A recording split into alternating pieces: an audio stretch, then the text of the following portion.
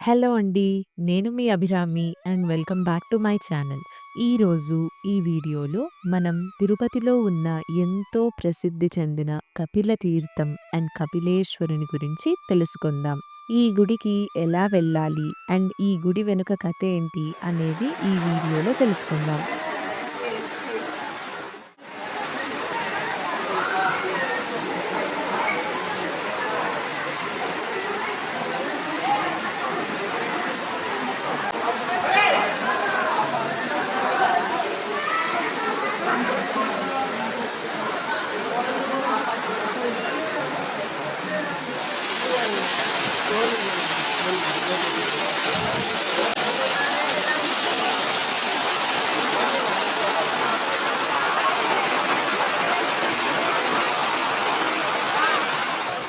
నా మనసుకు మరెంతో నచ్చిన కపిలతీర్థం గుడిని మీ అందరికీ చూపించడానికి ఇంటి నుంచయితే బయలుదేరిపోయాను. మీరు బస్ స్టాండ్ లేదా రైల్వే స్టేషన్ నుంచి వస్తున్నట్లయితే ఆటోని డైరెక్ట్‌గా కపిలతీర్థానికి మాట్లాడుకోండి. Bus stand and railway station బయట ఎన్నో ఆటోస్ అండ్ జీప్స్ 24/7 అవైలబుల్‌లో ఉంటాయి. నా పర్సనల్ సజెషన్ ఏంటంటే ర్యాపిడోలో ఆటోని డైరెక్ట్‌గా బుక్ చేసుకోండి. దీనివల్ల ఆటో స్కామ్‌ని తప్పించుకోవచ్చు.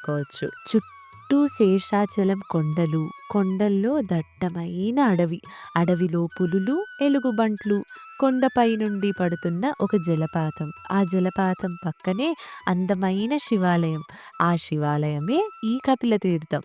గుడికి ఎంట్రన్స్‌లో చాలా మంది బ్రాహ్మణులు ఇలా అటువైపు, ఇటువైపు కూర్చొని ఎన్నో పూజలు చేయిస్తూ ఉంటారు.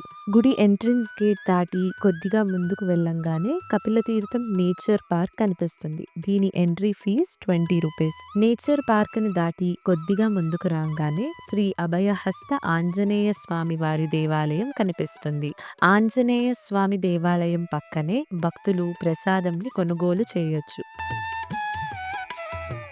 ఆంజనేయ స్వామిని దర్శించుకొని కొద్దిగా ముందుకు రాగానే అక్కడ మనకు శ్రీ నమ్మాళ్వార్ వారి టెంపుల్ కనిపిస్తుంది. ఆళ్వార్ వారిని దర్శించుకొని లోపలికి వెళుతుండగా మనకు అందమైన 12 జ్యోతిర్లింగాల చిత్రాలు ఇక్కడ కనిపిస్తాయి.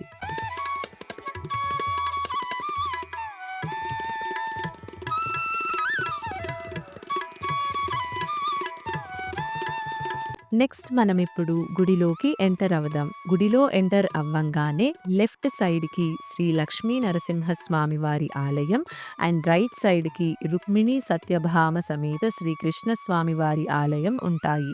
గుడి ఎంట్రన్స్‌కి ఎదురుగా ఒక జలపాతం అండ్ మధ్యన ఒక అందమైన పుష్కరిణి కనిపిస్తాయి. ఉదయం 4 నుండి సాయంత్రం 7 గంటల వరకు పుష్కరిణిలోకి అలౌ చేస్తారు. వాటర్ ఫ్లో ఎక్కువున్నప్పుడు పుష్కరిణిలోకి అస్సలు అలౌ చెయ్యరు. నెక్స్ట్ అయితే మనం ఇప్పుడు గుడిలోకి వెళ్దాం. గుడిలో ఫోటోస్ అండ్ వీడియోస్ తీయటం అలౌ లేనందున నేను మీకు గుడి బయట వరకే చూపించగలుగుతున్నాను.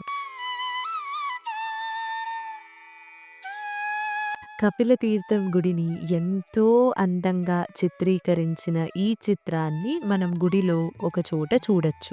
గుడిలో కపిలేశ్వరునితో పాటు అమ్మవారు, గణపతి, వల్లీ దేవసేన సమేత సుబ్రహ్మణ్యేశ్వర స్వామి, నటరాజ స్వామిని భక్తులు సందర్శించుకోవచ్చు. బయటకు వచ్చే దారిలో డొనేషన్ మెషిన్‌ని ఉంచారు. అక్కడ మీరు ఆన్‌లైన్ డొనేషన్స్ త్రూ ఫోన్‌పే లేదా కార్డ్ ద్వారా డొనేషన్స్‌ని ఇవ్వచ్చు.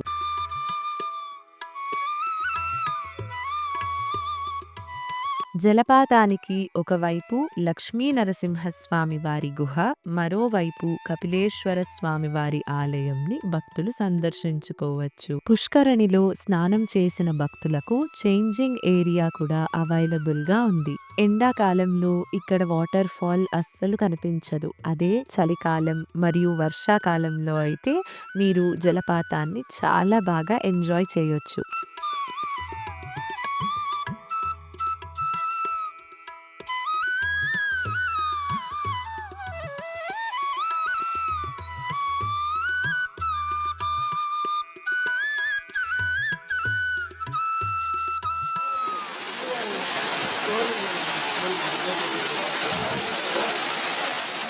ఇక్కడ కోతులు చాలా ఎక్కువ. మీరే మీ వాటర్ బాటిల్స్, పండ్లు, ప్రసాదాలను కాపాడుకోవాలి. ఇక్కడ కోతులైతే చాలా ఫార్వర్డ్‌గా ఉన్నాయి. బాటిల్ నీళ్ళే కావాలి. కొండపై నుండి పడుతున్న నీళ్ళు అస్సలు వద్దు. ఒక కోతైతే మరీను పిల్లోడి దగ్గర నీళ్ళ బాటిల్ లాగేసుకొని హ్యాపీగా అది ఉంచేసుకుంది.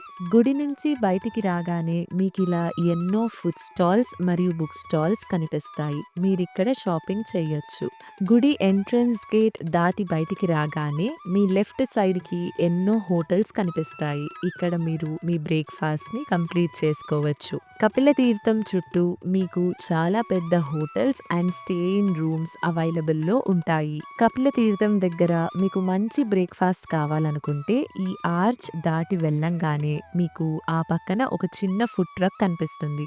మార్నింగ్ అయితే ఇలా చిన్న బండి పెట్టుకుంటారు. రాత్రి ఒక ఫుడ్ ట్రక్‌ని మెయింటైన్ చేస్తారు. 50 రూపీస్‌కి మంచి క్వాలిటీ అండ్ క్వాంటిటీ బ్రేక్‌ఫాస్ట్ అయితే దొరుకుతుంది. ఈ ఫుడ్ ట్రక్ కాకుండా ఏ2బి, గ్రీన్ మెరిడియన్, పై, ఒరయన్ హోటల్స్ కూడా ఉన్నాయి. ఫైనల్‌గా మీకు కపిలతీర్థం చూపించేసి నేను ఇంటికైతే బయలుదేరిపోయాను. సో, ఇదండి one of the best places to visit in Tirupati. మీకు ఈ వీడియో నచ్చినట్లయితే లైక్ అండ్ షేర్ తప్పకుండా చేసుకోండి.